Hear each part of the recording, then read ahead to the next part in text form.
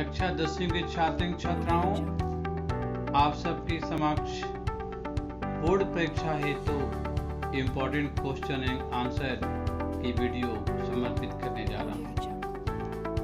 मैं उम्मीद करता हूँ कि आप लोग इससे अवश्य लाभान्वित होंगे। अब आप लोग के समक्ष सबसे पहले पदखंड को बताने जा रहा हूँ। पहला प्रश्न है, आप लोग के सामने देख लीजिए कि मीठी वाणी बोलने से, ये कबीर की साखी के अंतर्गत ये प्रश्न है। मीठी वाणी बोलने से औरों को सुख और अपने तन को शीतलता किस प्रकार प्राप्त होती है। बहुत ही महत्वपूर्ण प्रश्न है, कई बार बोर्ड में आ चुका है। तो इसका उत्तर होगा कि मीठी वाणी का प्रभाव चमत्कारिक होता है। मीठी वाणी बोल करके हम किसी को भी आकर्षित कर सकते हैं, चमत्कृत कर सकते हैं और किसी के भी मन से क्रोध और घृणा के भाव को नष्ट कर सकते हैं। इससे सुनने वालों को भी अच्छा लगता है और हमें भी अच्छा लगता है। प्रश्न नंबर 2। प्रश्न नंबर 2 में भाव स्पष्ट करना है आपको कि विरह भुवंगम तन बसे मन तन लागे कोई। उत्तर होगा, इस कविता का भाव यह है कि जिस भी व्यक्ति के हृदय में ईश्वर के प्रति प्रेम रूपी विरह का सर्प बस जाता है, उस पर किसी भी प्रकार का मंत्र असर नहीं करता। इसका अर्थ है कि भगवान के विरह में कोई भी जीव सामान्य नहीं रहता, उस पर किसी बात पर कोई असर नहीं होता है। इसका मतलब है कि प्रभु से विरह करने के बाद व्यक्ति परेशान रहता है, प्रभु के चरणों में ही समर्पित रहना चाहिए। नंबर 3, तीसरा क्वेश्चन है कि अपने स्वभाव को निर्मल और शांत रखने के लिए कबीर ने क्या उपाय सुझाया है। आज से 14,000 वर्ष पूर्व, आज से 1400 वर्ष पूर्व एक कविताएं लिखी गई होगी और आज के भी प्रसंग में देखा जाए तो ये बहुत ही महत्वपूर्ण है। देख लीजिए कि अपने स्वभाव को निर्मल और शांत रखने के लिए कबीर ने क्या उपाय सुझाया है। तो कबीर के अनुसार हमें आसपास निंदक रखने चाहिए ताकि वे हमारी त्रुटियों को बता सके। निंदक हमारे सबसे अच्छे हितैषी होते हैं और उनके द्वारा बताए गए त्रुटियों को दूर करके हम अपने स्वभाव को निर्मल और शांत बना सकते हैं। यदि कोई हमारे कामों का क्रिटिसाइज करने वाला नहीं होगा, हम गलत कर रहे हैं, सही कर रहे हैं, ये बताने वाला नहीं होगा, तब हम अपने स्वभाव को निर्मल नहीं कर सकते हैं। इसके बाद चैप्टर 2 में आते हैं मीरा के पद। पहला ही प्रश्न है कि मीरा ने श्री कृष्ण के रूप सौंदर्य का वर्णन इसमें कैसे किया है। अब उत्तर की तरफ आइए कि मीरा ने श्री कृष्ण के रूप सौंदर्य का वर्णन दिया है और कहा है, बहुत ही खूबसूरत ढंग से किया है कि उनके सिर पर मोर के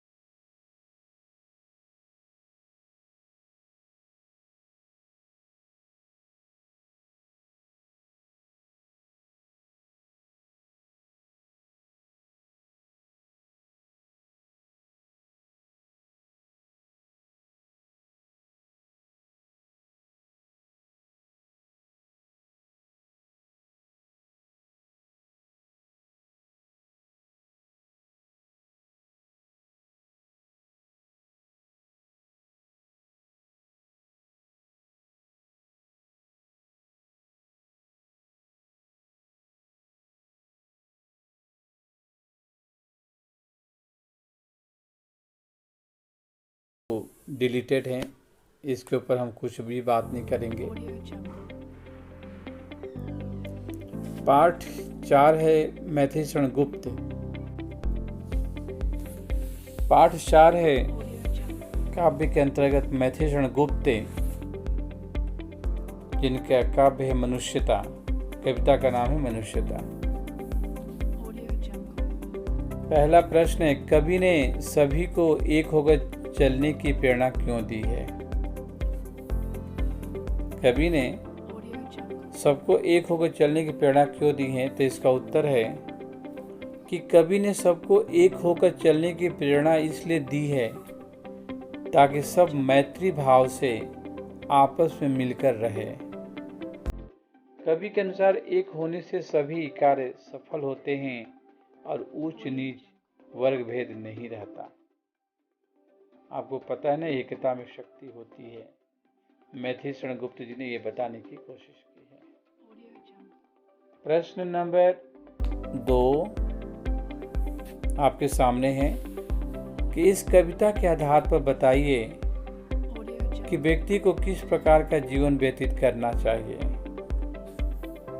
उत्तर है कि कवि के अनुसार हमें ऐसा जीवन व्यतीत करना चाहिए जो दूसरों के काम आए। मनुष्य को अपने स्वार्थ का त्याग करना चाहिए और परहित के लिए जीना चाहिए, यानी दूसरों के लिए जीना चाहिए।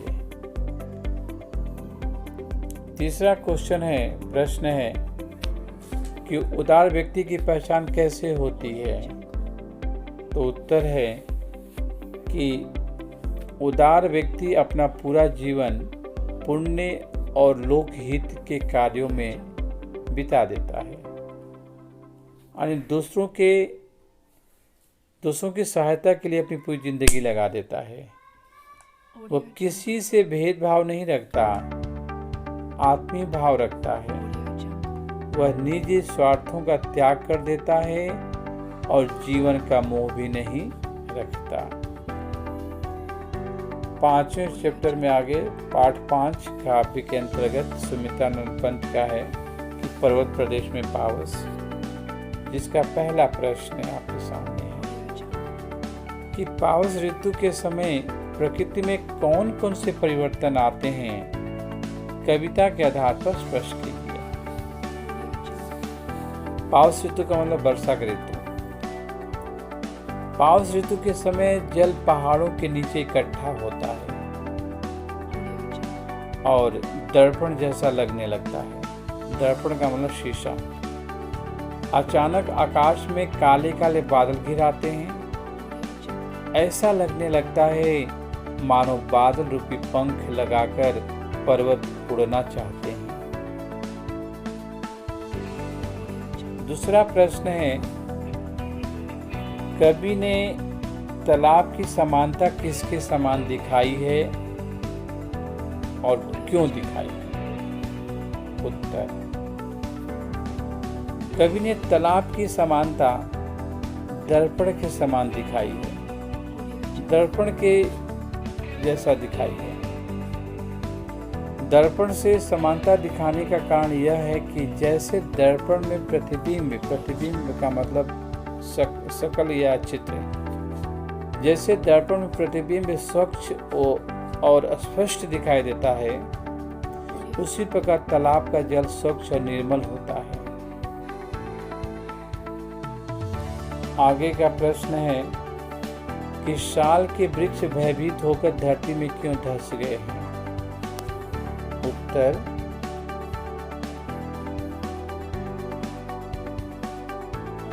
अभी आपके सामने है कि आसमान में अचानक बादलों के छाने से भयंकर वर्षा होने लगी। वर्षा की भयानकता और धुंध के कारण साल के वृक्ष भयभीत होकर धरती में धंस गए, ऐसा कवि को प्रतीत हो रहा है। इसके बाद माधवी वर्मा डिलीटेड है। इस बार तोप भी वीरेंद्र डंगवाल का तोप भी डिलीटेड है। पाठ 8 है। पाठ 8 के अंतर्गत कैफी हाजमी कर चले हम फिदा, ये है इस बार सिलेबस में हम लोग के, जिसके प्रश्न के ऊपर मैं विचार प्रकट करूंगा आप लोगों के समक्ष। पहला प्रश्न है, क्या इस गीत की कोई ऐतिहासिक पृष्ठभूमि है? महत्वपूर्ण प्रश्न है, ध्यान दीजिएगा आप लोग। तो यह गीत 1962 के भारत चीन युद्ध की ऐतिहासिक पृष्ठभूमि के आधार पर लिखा गया है। चीन ने तिब्बत की ओर से भारत पर आक्रमण किया और भारतीय वीर सेना ने इस आक्रमण का मुकाबला जमकर किया। दूसरा प्रश्न है,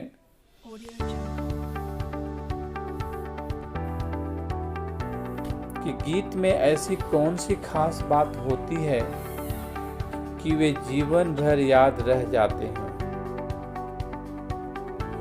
उत्तर ध्यान से सुनिए कि जिन गीतों में भावनात्मकता, मार्मिकता, सच्चाई आदि गुण होते हैं, वे गीत जीवन भर याद रह जाते हैं। कर चले हम फिदा ऐसा ही गीत है, जिसमें बलिदान की भावना स्पष्ट झलकती है। इसी कारण यह किसी एक विशेष व्यक्ति का गीत न बनकर सभी भारतीयों का ही गीत बन गया है। तीसरा प्रश्न है, ध्यान दीजिएगा कि इस गीत में, एक मिनट जरा, हाँ, इस गीत में सर पर कफन बांधना किस ओर संकेत करता है? इसका अर्थ है कि हंसते हंसते देश की रक्षा के लिए अपने जीवन को बलिदान करना और शत्रुओं का मुकाबला जमकर करना।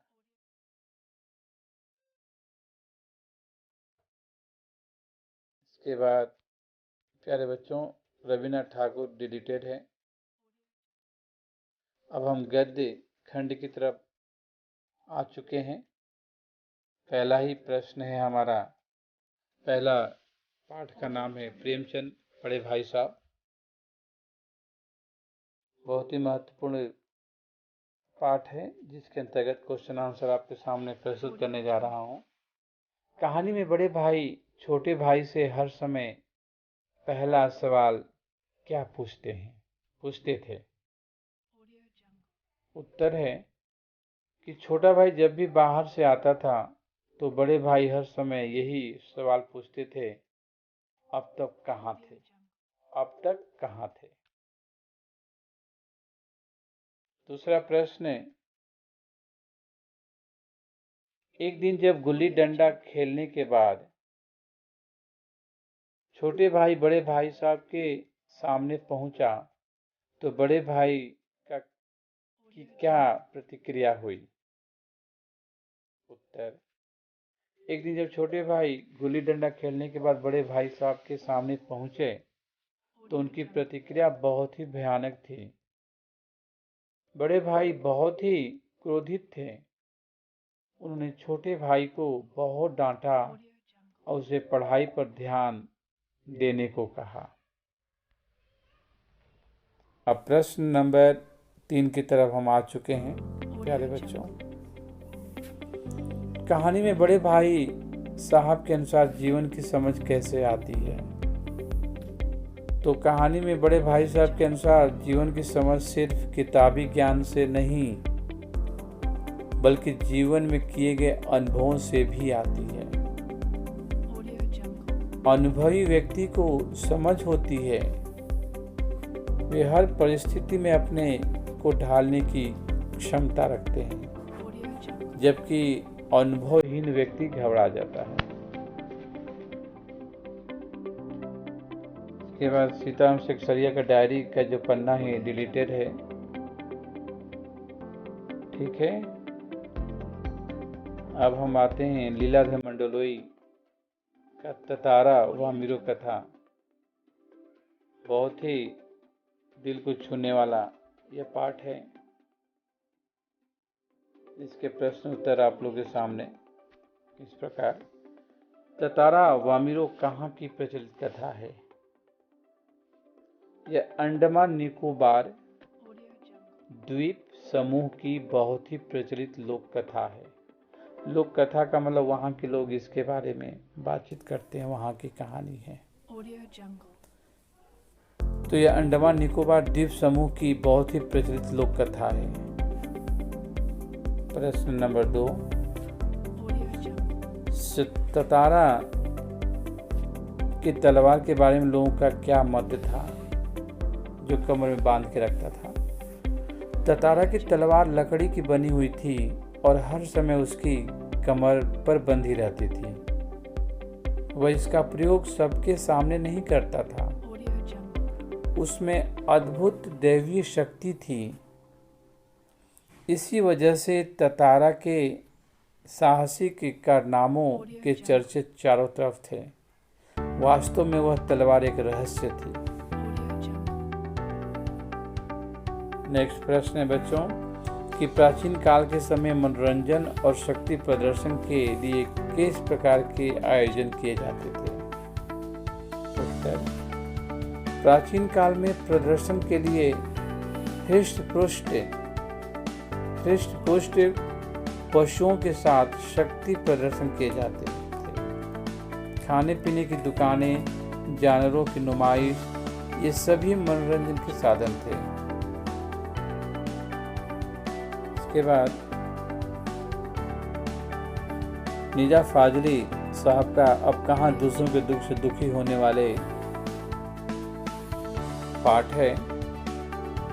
पहला प्रश्न आपके सामने इस प्रकार कि बड़े बड़े बिल्डर समुद्र को पीछे क्यों ढकेल रहे थे? उत्तर बिल्कुल स्पष्ट है कि प्रतिदिन आबादी बढ़ रही है, जिसकी वजह से बिल्डर नई नई इमारतें बनाने के लिए वन जंगल को खत्म कर रहे हैं। साथ ही समुद्र के किनारे इमारतें बनाने के कारण समुद्र को भी पीछे ढकेल रहे हैं। नेक्स्ट प्रश्न है अरब में लश्कर को नूह के नाम से क्यों याद किया जाता है? तो लश्कर को अरब वासी नूह के नाम से याद करते हैं। नूह को पैगंबर या ईश्वर का दूत भी माना जाता है। उसके मन में करुणा होती थी और वो उनके पावन ग्रंथों में इनका जिक्र मिलता है। प्रश्न नंबर 3 इस प्रकार है कि लेखक की मां ने पूरे दिन रोजा क्यों रखा? लेखक की मां ने पूरे दिन रोजा क्यों रखा? तो लेखक के घर पर कबूतर का घोंसला था।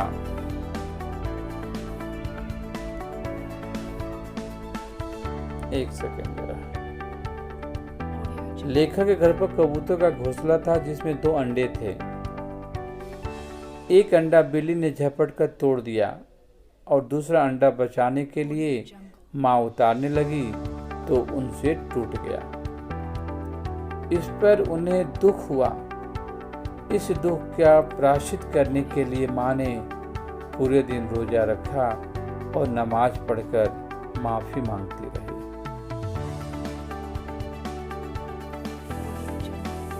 अब है नेक्स्ट लेसन झेन की देन। झेन की देन है पाठ का नाम। प्रश्न है कि लेखक ने जापानियों के दिमाग में स्पीड का इंजन लगने की बात क्यों कही है? तो लेखक ने जापानियों के दिमाग में स्पीड का इंजन लगने की बात इसलिए कही है क्योंकि उसका दिमाग वैसे ही बहुत तेज गति से चलता है, पर स्पीड का इंजन लगने पर वह 1000 गुना अधिक रफ्तार से दौड़ने लगता है। वे हर काम में अमेरिका से प्रतिस्पर्धा करते हैं। वे 1 महीने के काम को 1 दिन में पूरा कर लेना चाहते हैं। दूसरा प्रश्न है, चाय पीने के बाद लेखक ने स्वयं में क्या बदलाव महसूस किया? उत्तर,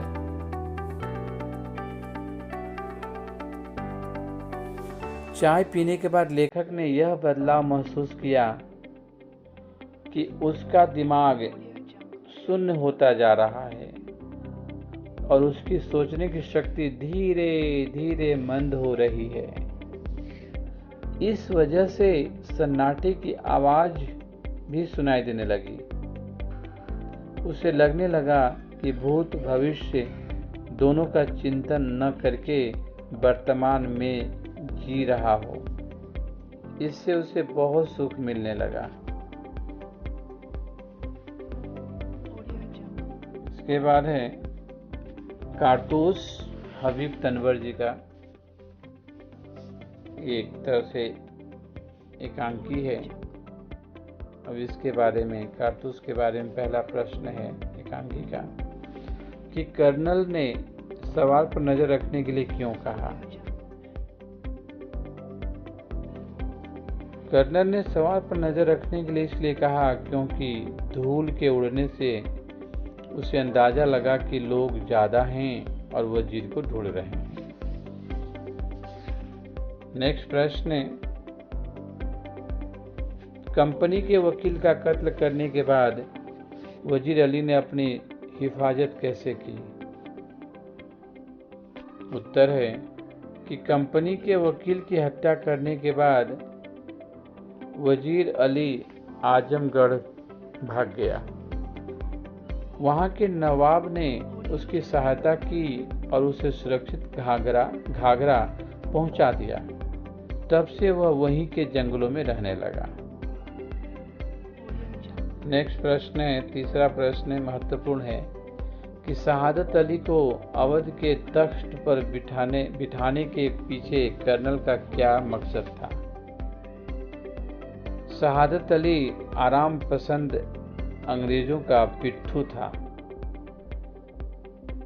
अंग्रेज कर्नल ने उसे तख्त पर बिठाया क्योंकि कर्नल को अवध की धन संपत्ति पर अधिकार करना था।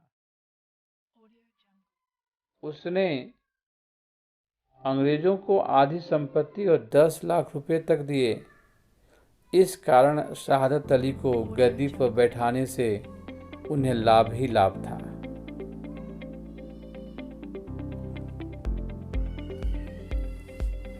प्रश्न नेक्स्ट है, आगे की कुछ रह गया था उसके बाद देख लो। यह है जैन की देन का है कि जापान में चाय पीने की विधि को क्या कहते हैं? जैन की देन का प्रश्न है कि जापान में चाय पीने की विधि को क्या कहते हैं तथा इसमें कितने आदमियों को प्रवेश दिया जाता है? उत्तर है बच्चों कि जापान में चाय पीने की विधि को टी सेरेमनी कहा जाता है। यह जैन परंपरा की देन है। टी सेरेमनी में 3 लोगों को प्रवेश दिया जाता है। ये दिन नहीं है बच्चों बल्कि 3 है, इसको सही कर लीजिएगा आप लोग। 3 लोगों को प्रवेश दिया जाता है। इसमें अधिक लोगों को इसलिए प्रवेश नहीं दिया जाता ताकि इसमें शांतिमय वातावरण बना रहे। अधिक लोगों से शांति भंग होती है। ये सारे प्रश्न के उत्तर रहे जो बहुत ही महत्वपूर्ण है। मैं उम्मीद करूँगा कि आप लोग अच्छी तरह से याद कर लेंगे वीडियो को देखने के बाद और बोर्ड की परीक्षा में महारत हासिल प्राप्त करेंगे। अब जैन की देन परंपरा का जो तीसरा प्रश्न है आपके सामने कि जापान में चाय पीने की विधि को क्या कहते हैं तथा इसमें कितने आदमियों को प्रवेश दिया जाता है? जापान में चाय पीने की विधि को टी सेरेमनी कहा जाता है। यह जैन परंपरा की देन है। टी सेरेमनी में 3 लोगों को प्रवेश दिया जाता है। इसमें अधिक लोगों को इसलिए प्रवेश नहीं दिया जाता ताकि इसमें शांतिमय वातावरण बना रहे। अधिक लोगों से शांति भंग हो रही है।